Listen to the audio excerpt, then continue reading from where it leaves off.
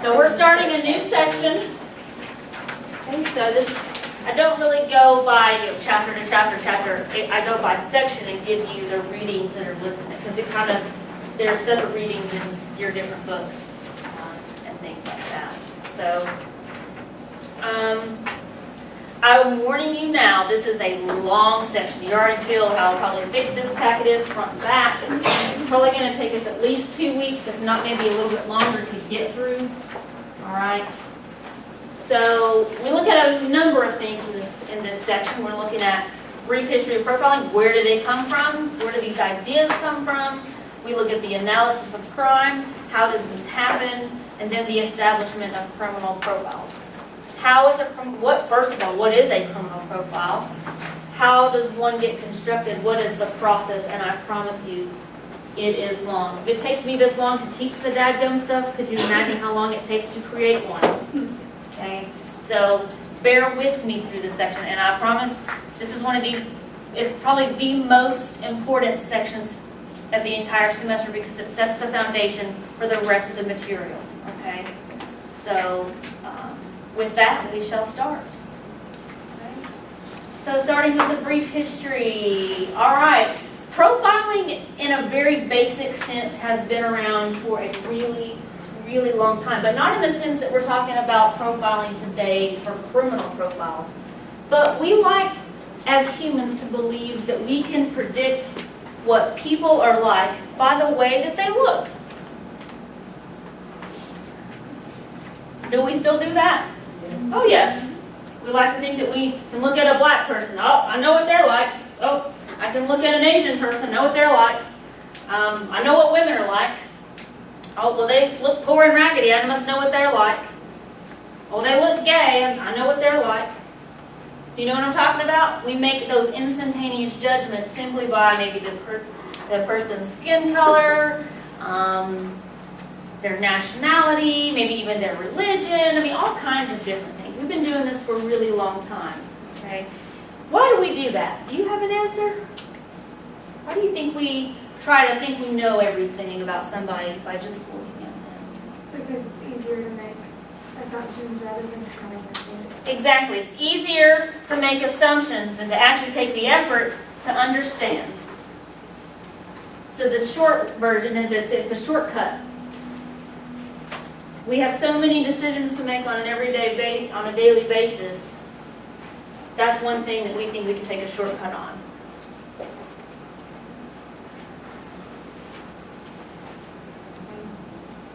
And this is very evident in the Spanish Inquisition. How many of you have ever learned about the Spanish Inquisition?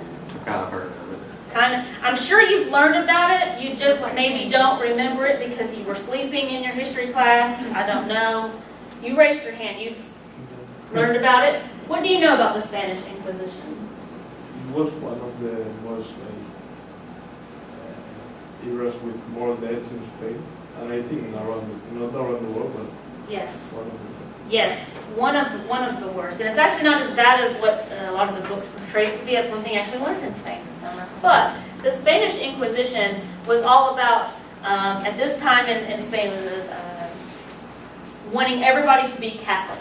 Even today, the majority of Spain is Roman Catholic. Okay? But historically, they wanted everybody to be Catholic, and if you were a Jew, if you were a Muslim, if you wanted to stay, you needed to convert. You had to convert, or you risked being killed.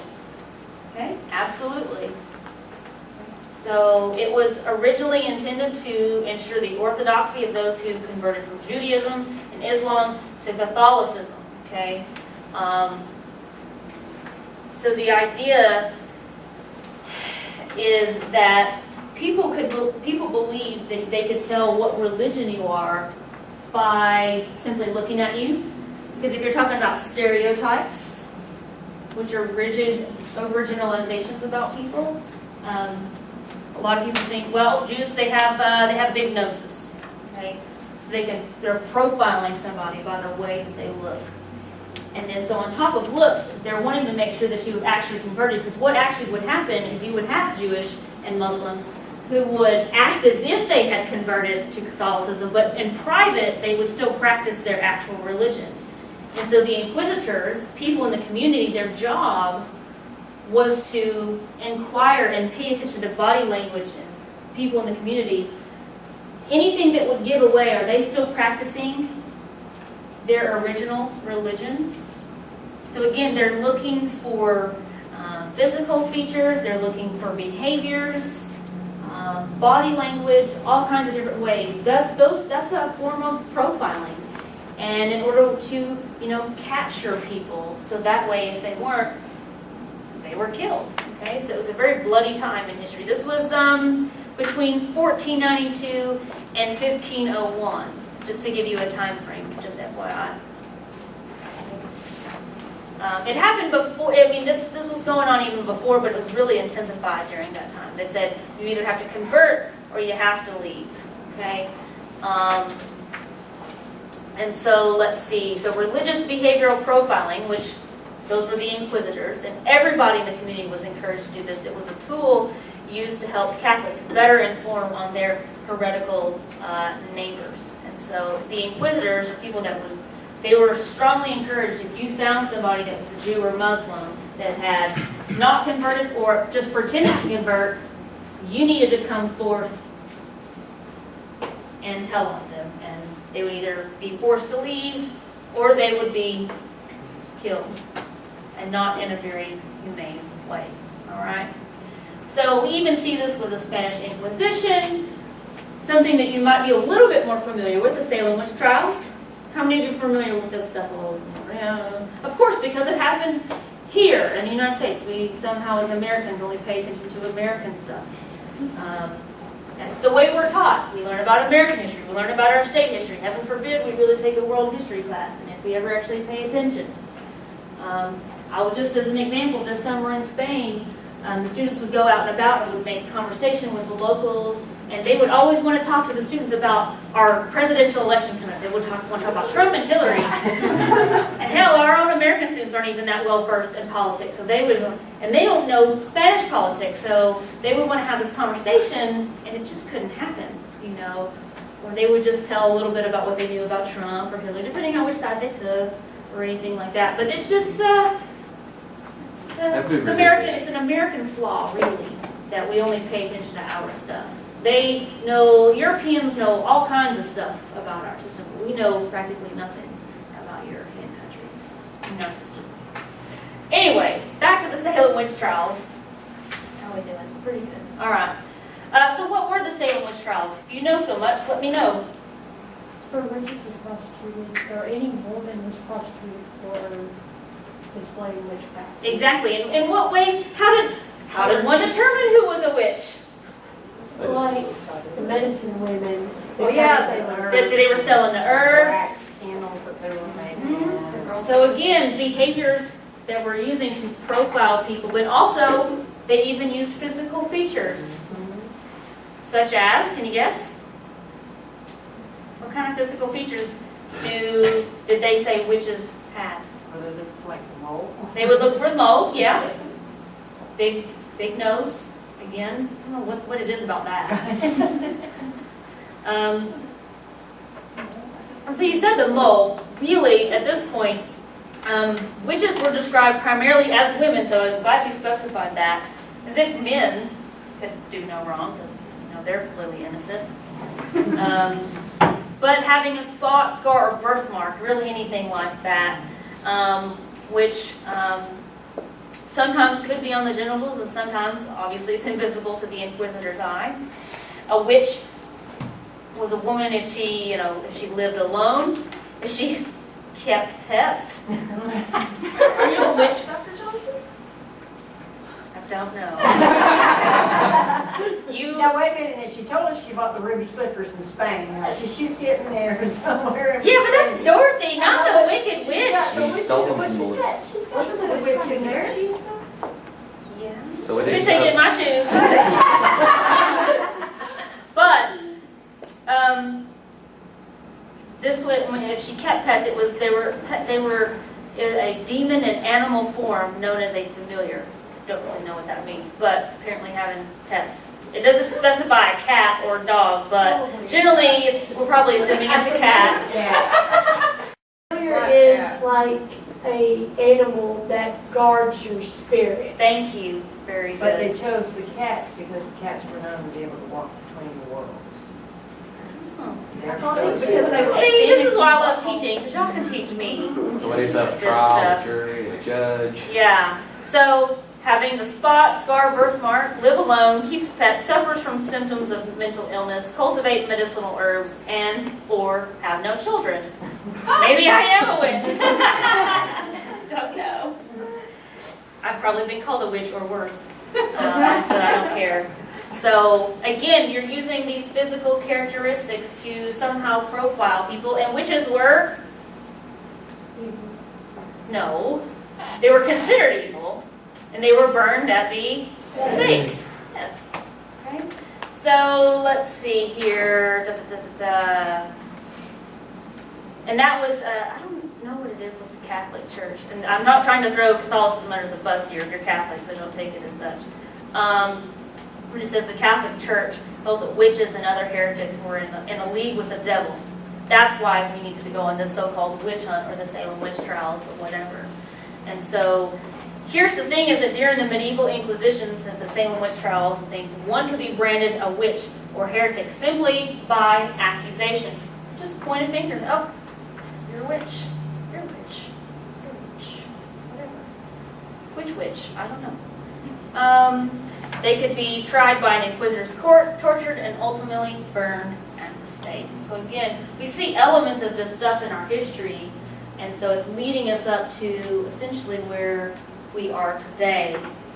So moving forward, this should sound familiar if you've taken criminology. How many of you have had criminology? A good number of you, so you should, even if you don't remember fully, this should ring a bell.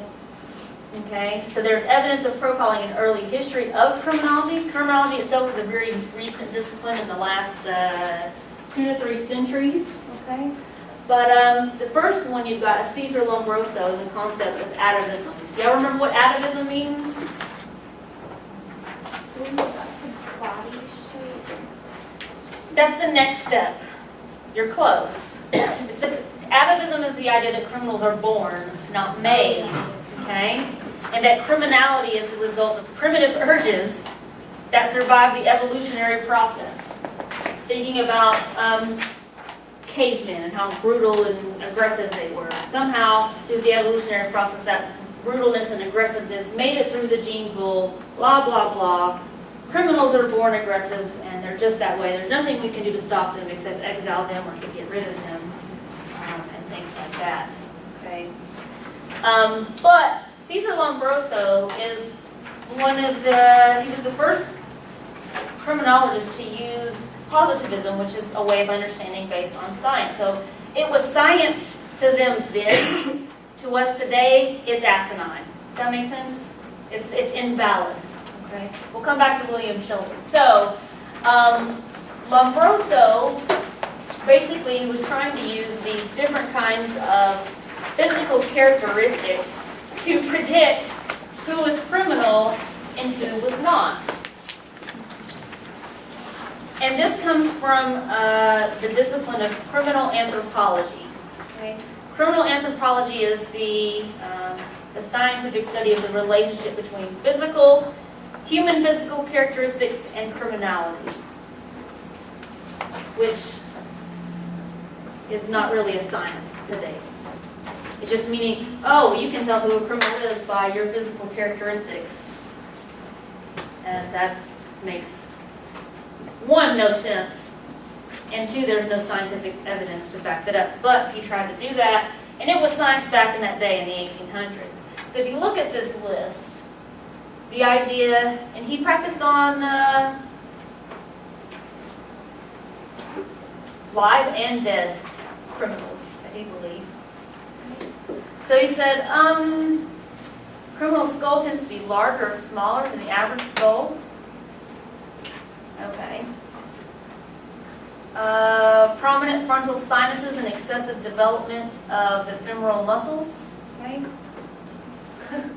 which is characteristic apparently of common for primates and carnivores. Have excessively large jaws and cheekbones. Asymmetrical physiognomy, okay, which is where your eyes are either too close together, too far apart, ears are uneven. Basically, your face is asymmetrical. Okay, things are kind of off. So, if you had an asymmetrical face, we had assumptions about you based on this so-called science of the time. What else have we got up there? Shifty eyes. What the hell is that? Is it like Turn your eyes. she said resting bitch face. Oh no. I know I have that. But shifty eyes are just a hard expression. Unusually large or small ears. Ears that stand out, I guess like this. Okay. Flat nose, kind of like a beak-like.